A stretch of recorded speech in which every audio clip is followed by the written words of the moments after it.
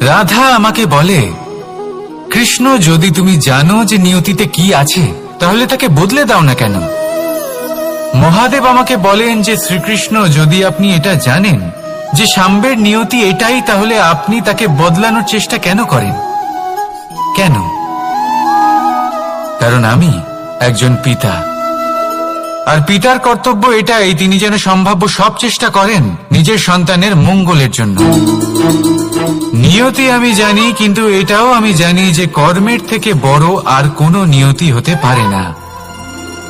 অভিজ্ঞতাও রয়েছে যে কর্মের হাতে নিয়তির এই চক্র বদলে যেতে পারে। তাই জীবনে যদি আপনার কখনো এমন মনে হয় যে এটা তো অসম্ভব, তখনও চেষ্টা করা কখনোই ছাড়বেন না। কে বলতে পারে আপনারই কর্মের কোনো এক বীজ হয়তো নিয়তির চাকায় আটকে গেল, আর নিয়তিকে নিজের পথ পাল্টাতে হলো, ঠিক কিনা? সেই জন্য নিয়তিকে ভাগ্য মেনে নিয়ে চুপ করে বসে থাকবেন না।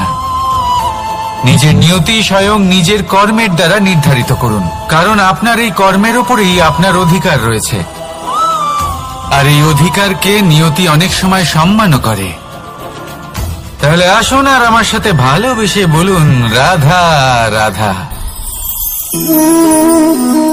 শক্তি এক অত্যন্ত বিচিত্র বস্তু, বা বলতে পারেন অনুভূতি।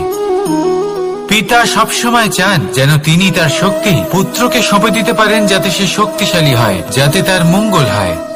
তার পুত্র সবসময় চায় যাতে সে পিতার সেই শক্তি লাভ করে, কিন্তু সেই শক্তি লাভ করার জন্য পুত্র হওয়া যথেষ্ট নয়, যোগ্য পাত্র হতে হয়।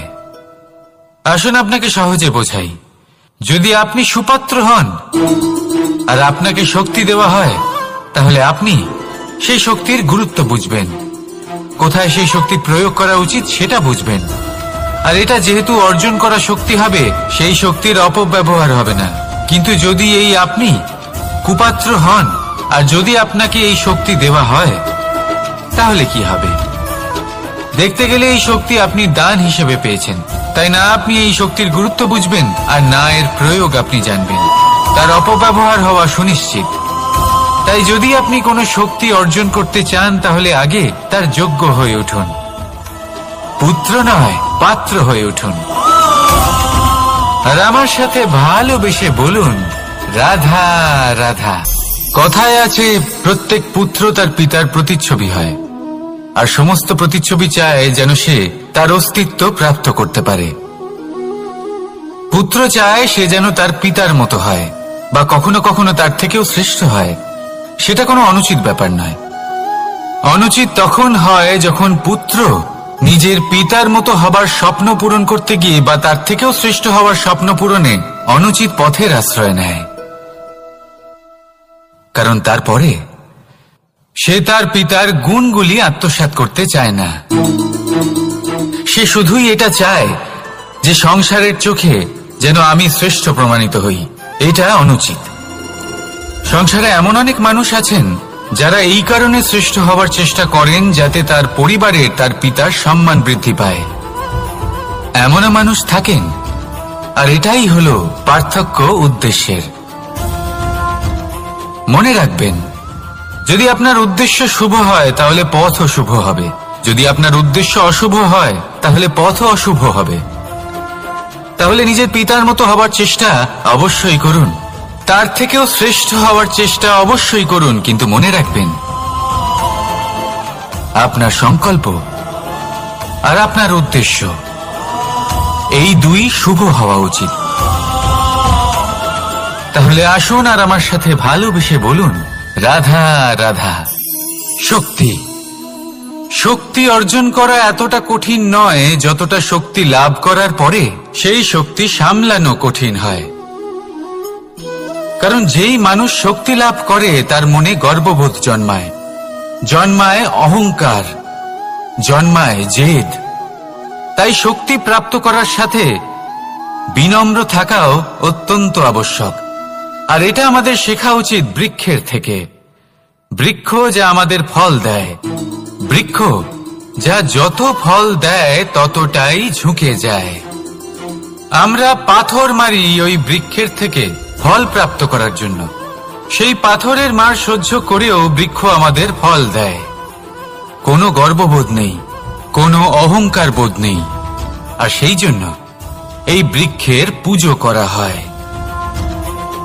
এটাই হলো মাহাত্ম্য শক্তির সাথে বিনম্রতার। যদি এই শক্তি সৃজন করে থাকে, সাহায্য করে থাকে, সম্বল হয়ে থাকে, তবেই সেই শক্তি উপযুক্ত। আর নয়তো সেই শক্তি একদিন আপনাকে আসক্ত অবশ্যই করবে।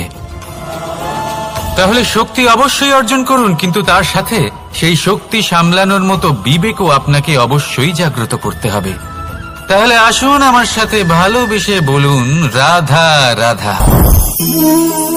অহংকার অত্যন্ত বলশালী হয়। এই অহংকার মানুষকে কখনো নত হতে দেয় না। অদ্ভুত ব্যাপার, এই অহংকার যা মানুষকে কখনো নত হতে দেয় না, সেটাই তার পতনের কারণও হয়ে দাঁড়ায়। যেখানে মানুষ এটা ভাবতে শুরু করে যে শুধুমাত্র সেই যোগ্য, সেখান থেকেই তার পতনের আরম্ভ। ঠিক কিনা? দেখুন, যদি কোনো মানুষ এটা ভাবে যে আমি এই সব কিছু করতে পারি, তাহলে তা হলো বিশ্বাস। কিন্তু যদি সে এটা ভাবতে থাকে যে শুধুমাত্র আমি এই কাজ করতে পারি, তাহলে তা হলো সেই ব্যক্তির অহংকার। আর এটা আপনাকে বিনাশের দিকে অবশ্যই নিয়ে যাবে। মনে রাখবেন, যখন আমি আর শুধুমাত্র এই দুই এক হয়ে যায়, সেখান থেকে আপনার পতনের সূত্রপাত হবেই। তাই আপনি কখনোই এই অহংকারের চক্রব্যূহে ফেঁসে যাবেন না। বিশ্বাস রাখুন নিজের ওপর এবং অন্যের ওপরও। আর মনে রাখবেন, বিশ্বাসের মধ্যে বিশ্বের প্রত্যেকটা বস্তু বসবাস করে। তাই এই অহংকারকে ত্যাগ করে ফেলুন আর আত্মবিশ্বাসের ওপর মনোসংযোগ করুন। আর আমার সাথে ভালোবেসে বলুন, রাধা রাধা। মানুষ নিজের জীবনে ঈশ্বরকে খুব মান্য করে, ওনার জন্য কি না করে। ভিন্ন ভিন্ন নামে তাকে স্মরণ করে, তাকে পুজো করে, তার আরাধনা করে। সে জানে যে ঈশ্বর তাকে শক্তি অবশ্যই দেবেন, তাকে সাহায্য অবশ্যই করবেন।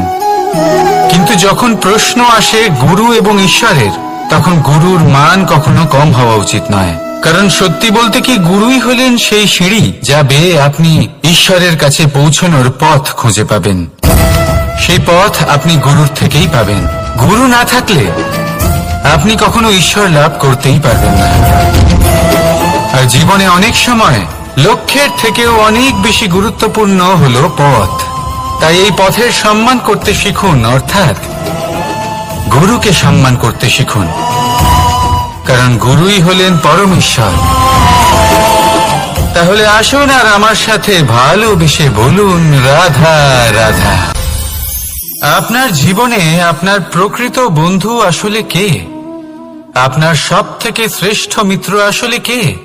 তিনি যিনি সময় এলে পরে আপনাকে সাহায্য করেন, নাকি তিনি যিনি সময় এলে পরে আপনাকে অর্থ দেন? দেখুন, আমরা হলাম মানুষ, আমাদের জীবনে লেনদেন চলতেই থাকে। এটা আমাদের জীবনের অভিন্ন অংশ। কিন্তু অনেক সময় এমন হয় যে আমরা তাকেই নিজের প্রকৃত বন্ধু বলে মনে করি, যিনি আমাদের একটা বহুমূল্য উপহার দেন। ঠিক কিনা? এবার আপনার জীবনে সেই বহুমূল্য উপহার কোনটা?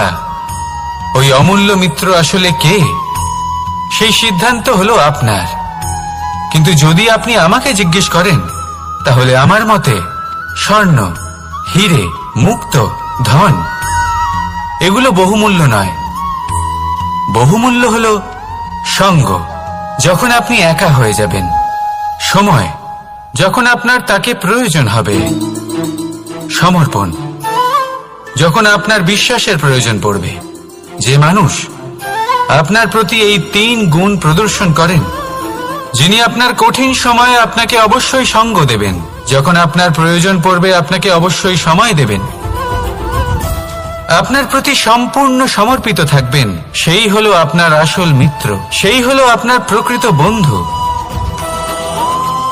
কারণ সত্যি বললে, বন্ধুত্বের অর্থই হলো নিজেকে সম্পূর্ণরূপে কারোর কাছে সমর্পণ করে দেওয়া। তাই আপনার সেই বন্ধুর জন্য নিজের প্রাণ উজাড় করে দিন। আর ভালোবেসে বলুন, রাধা রাধা। মানুষ জীবনে তিনটে কাজ অবশ্যই করে থাকে, কিছু দান করে, কিছু গ্রহণ করে, আর কিছু ত্যাগ করে দেয়। এটাও ভাবতে থাকে যে এটা করলে কিভাবে করবে। দেবার জন্য পর্যাপ্ত ধন নেই, নেবার জন্য সংসারে অত স্নেহ নেই, আর ত্যাগ করার জন্য জীবনে এত সুখই নেই, তাহলে কিভাবে করবে? আসলে আমরা বস্তুগত চাহিদা অর্জনে এত ব্যস্ত হয়ে পড়ি যে আমরা বুঝতেই পারি না যে কি নেবার আছে, কি দেবার আছে, আর কি ত্যাগ করার আছে। তাহলে আজ আমি আপনাকে বলেই দিই, মনে রাখবেন এই তিনটে গুরুত্বপূর্ণ গুণ, তিনটে গুরুত্বপূর্ণ কথা। দেবার জন্য আছে দান, নেবার মতো আছে জ্ঞান, আর ত্যাগ করার মতো আছে অহংকার। যখন আপনি দান করতে শিখে যাবেন, জ্ঞান অর্জন করার শক্তি আপনা থেকেই আপনার মধ্যে চলে আসবে। আর যখন এই জ্ঞান আপনার মধ্যে প্রবেশ করবে, অহংকার আপনা থেকেই আপনার থেকে দূরে চলে যাবে। যে ব্যক্তি এই তিনের মধ্যে ভারসাম্য বজায় রাখতে পারে, তার বর্তমান, ভূত, ভবিষ্যৎ, লোক, পরলোক সবকিছু শুধরে যায়। যেই দিন আপনি দান করতে শিখে যাবেন, জ্ঞান আহরণ করতে শিখে যাবেন, অভিমান ত্যাগ করতে শিখে যাবেন, আপনার সর্বশক্তিশালী, সর্বশক্তিমান পরমেশ্বরেরও প্রয়োজন পড়বে না। কারণ তখন ঈশ্বর আপনার মধ্যেই বাস করবেন। তাহলে আসুন আর আমার সাথে ভালোবেসে বলুন, রাধা রাধা। জীবনে অনেক সময় সমস্যা আমাদের চারদিক থেকে ঘিরে ফেলে। এই সমস্যা নানান ধরনের হতে পারে। আর্থিক সমস্যা হতে পারে, পারিবারিক সমস্যা হতে পারে, কোনো সম্পর্ক নিয়ে সমস্যা হতে পারে, কখনো কোনো দৈনিক সমস্যা হতে পারে, কখনো কোনো দ্বন্দ্ব হতে পারে, অনেক সমস্যা হতে পারে। কিন্তু যখনই কোনো সমস্যা আসে, আমাদের মনে তার জন্য একটা উত্তর অবশ্যই থেকে থাকে, যা আমাদের অন্তরে রয়েছে। একে আমরা বলি আত্মা। আত্মা হলো পরমাত্মারই রূপ, আর পরমাত্মা তা কখনোই কিছু অনুচিত চাইবে না, তাই তো? এই আত্মা খুব ভালো করে জানে যে কোনটা উচিত আর কোনটা অনুচিত। যদি আসল বিষয়ের কথা বলি, তাহলে আপনাকে নিজের মনকে বুঝতে হবে।